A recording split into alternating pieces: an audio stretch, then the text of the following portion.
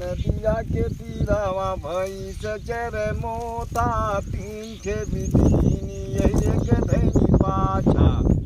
तब रहे चुपे चुपे अपना फूलल बेटवा साग जगह थाना अरे आजमगढ़ के डिप्टी जामन पूरा वही में डिप्टी भैया के तनी भाई न लड़को